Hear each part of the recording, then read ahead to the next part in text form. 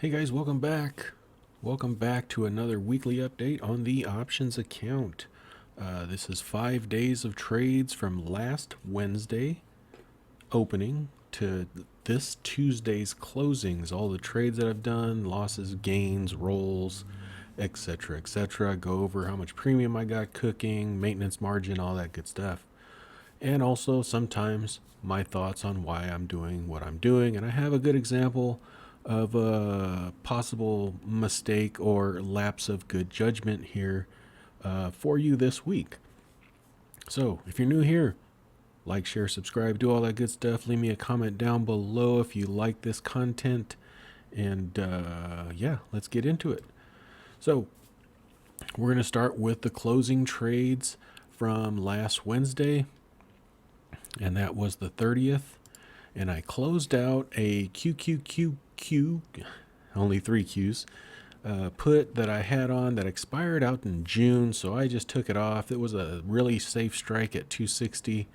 There was over 50% profit in it, I believe.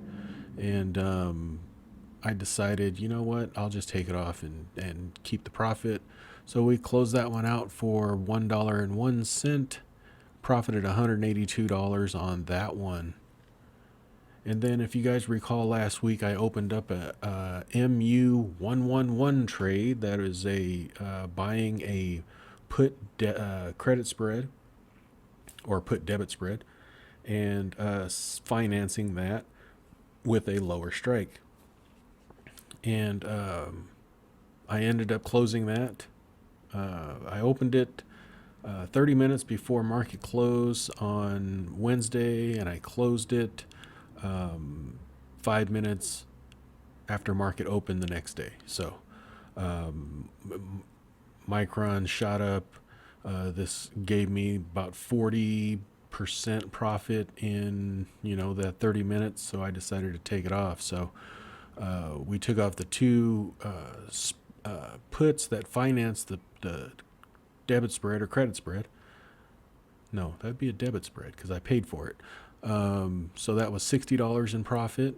And then the $75 put was taken off for $83.60 in profit. And then the $77.50 bought put was taken off for a loss of $104.40. So you add that up, equals roughly a $40 profit. So if you missed that explanation of that trade, go back to last week's video and you'll see that one. It's a good way to play earnings. If you're expecting a fall, even if it goes up, you can profit. But if it falls, you can also profit. SOXL on Thursday. I believe that was Thursday. 31st Thursday. Sure is. I closed out my SOXLs. They were 20 strikes, closed them out for 24 cents a piece, profited $100 in 14 days. And I sold 2 more of those and I added them down below. We'll see those later on. TQQQ, those were about 50% profit. Closed those for 51 cents, profited $99 in 7 days. And I added those 2 back to a later date as well down below. My GDXJ Strangle, that's the Gold Miner Junior ETF. Closed out the put side because it was on, it was about 70% profit there. So closed that at 14 cents, so profit of $63 there. And I just decided, since I didn't have the put side on, take the call side off as well. Closed that for 33 cents, profited $12 there. 19 days, not bad. KWeb, that's the Chinese ETF. Had 2 $20 strikes there. That was over 80% profit in that one. So I closed it out at 6 cents, profited $82 there in 2 weeks. And that's it. That's it for the closes. Let's go check out what we opened. Sort that. We'll go down here to 330. And right off the bat, we'll explain the lapse of judgment. I mean, DXC, it's not a absolutely trash company, but I don't even know how this ended up on my radar. But I looked at the chart, and $30 is basically 52-week low on it, and that's where my strike is. But honestly, I don't even know the company. I don't know anything about it. It's a mid-cap company, 7.79 billion market cap. And if you zoom here on the chart, when I put it on, it was above its 50 and 200, I believe, and it's right after I put it on, it freaking fell through it. So it's testing that support level, which is what I sold, which is around that $30 mark right there. And we'll see. I might just hold on to it. 52-week range on this stock is 28.57 is the 52-week low. So if I got in at $30, it wouldn't hurt horribly bad. They do have earnings coming up May 24th, so we will see. There you go. Like I said, lapse in judgment, selling something that I really don't know anything about, right? And I told myself I was going to get into it, not do that kind of thing anymore, but here we are. So might as well just get that one out of the way. Then next up, we sold a lemonade put, 20 strike. I was hoping to get it signed down this, but apparently they're doing something overseas, I think with Bitcoin or something like that, and caused a little run in the stock. I do own 100 shares at a very high cost basis, so I won't mind getting assigned. But I did sell this 20 at $60 or 60 cents, however you want to put it. Sold one contract there out to May 6th, which is before earnings. Now, I mentioned I took off that 260 QQQ. I basically just moved it up to a 300 strike and moved it back to May 20th. Collected $151 there.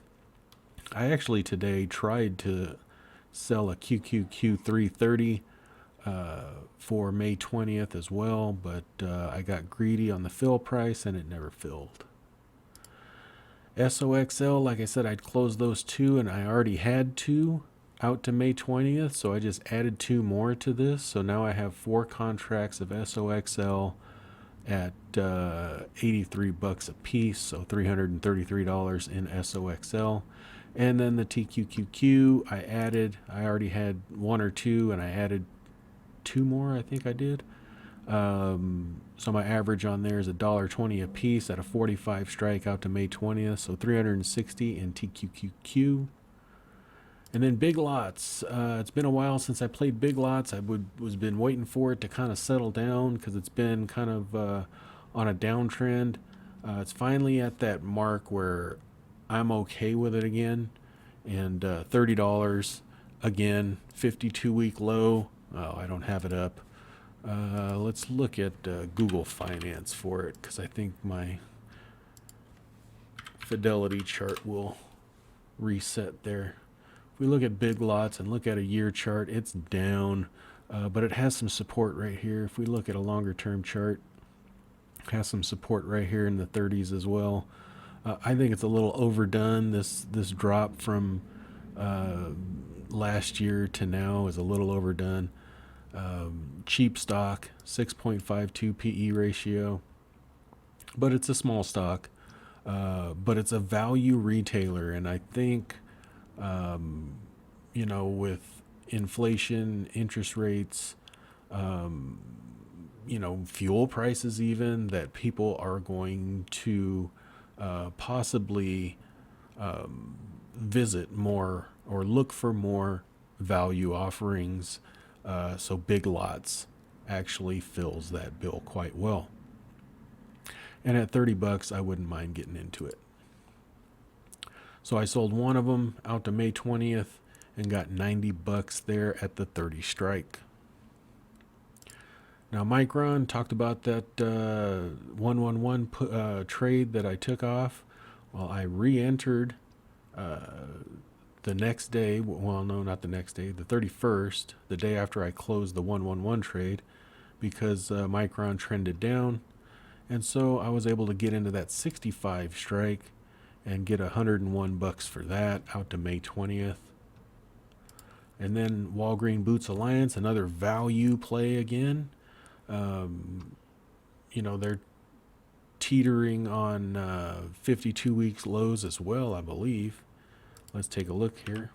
They are a dividend aristocrat, by the way. And we look at a 1-year chart. Yeah, definitely teetering on 52-week lows. Actually, they're there. Year range 42.90. So another kind of value-ish retailer. 6 PE, paying a nice healthy 4.3% dividend yield. I would not mind buying a dividend aristocrat at $40 a share. At a 4.39% dividend yield. So ended up selling that 40 and got $57 for it out to May 20th. And then today I sold a TAN. Yes, solar. It's the Invesco Solar ETF. I think with all this talk about renewables, gas prices going up, that's probably a bullish sign here. $70 strike here, has support on TAN at 70. It's been rejected here at the 77, right where it's at. But 70 has shown pretty good support on it. And so I sold one contract out to May 20th and got $185 for that one. And new addition. It's been a long time since I messed with Ford. Today it was down like 5%, and I just thought, if I'm going to take a long-term position, now is probably as good a time as any. Yes, I'm playing this through earnings, but I don't mind. I also bought 100 long shares at this price, $15.82, but I also strangled it. So what I mean by that is I also sold a put at $14 out to May 20th through earnings, got $43 on it, and then I sold a covered call on the shares that I bought for an 18 strike and got $34 there out to May 20th. So that's it for all the openings. Now let's take a quick look at premium cooking. So we look at premium cooking. Just overview, we closed 7 positions, opened 11, realized profit of $581.44 for the 5 days of trading, which is, I like that. I like that number. I wish I can do that every single week. I would be happy.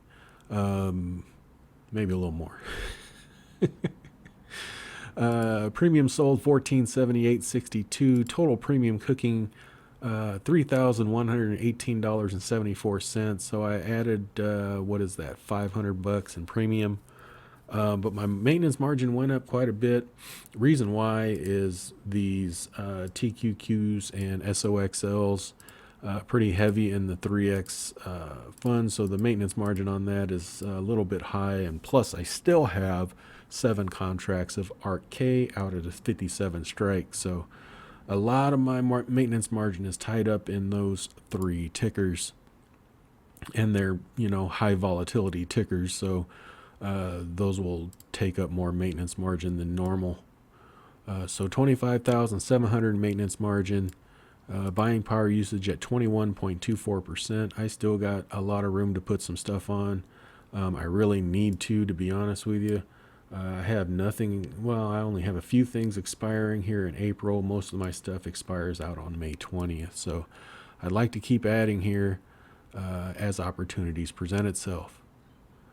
So cash balance went down to $82,571. That's mainly because I bought those 100 shares of Ford. Also received dividends last week from QYLD, RYLD, XYLD, and Camping World to the tune of about $375. So with all the premium selling, the dividends received, and then minus the Ford shares that I bought, which is right here. If you see here, the 1582 at 100 shares, sold the put and call. So the net they call it the net price for this entire position, because this is now a combo order until these things either expire or get assigned. Net cost for Ford is 1505 minus, it's 1582 minus the credits received on the options. So what else we got? Net liquidation went down $2,000, 123 to 121. That'll happen quite a bit for me. It's like I said, it's going to be a lot of volatility up and down, and I don't have a ish that's drop in the bucket really on the move. But when Art K moves against me because I have 7 contracts, that really can move my account pretty good. Return on maintenance margin 2.76%. That's the profit realized divided by the maintenance margin used of the previous week. And then return on net liquidation, that's the same realized profit divided by the net liquidation of the previous week. So how do we do overall? Well, overall, year to date, delete that. Year to date, 123,100 is what we started January 1st. We are at 121,000. We're down 1.7%. Compare that though to the overall markets, and S&P's down 5.6, Russell's down 9.9, Nasdaq's down 10.2, and Dow Jones is down 5.3. So still cash flowing, still not a big deal. I wish I would have did something better to track this cash balance, because I'm getting dividends in. I was assigned like Camping World one of these times. I bought Ford shares, so it's kind of hard to track the cash balance. But I'm fine. Don't have a problem with it. I probably will be I don't know. I'll save that for another video about cash management. But anyway, that's more of a personal thing, to be honest with you. But anyway, that's all I got for you. Hope you enjoyed. Like, share, subscribe, do all that good stuff. Leave me a comment down below. We'll talk to you later. Thanks. Bye-bye. I am not a financial advisor. The information contained in this video is for entertainment and informational purposes only. It is not intended to be investment advice. Please seek a licensed professional for any investment, tax, or legal advice. Thank you.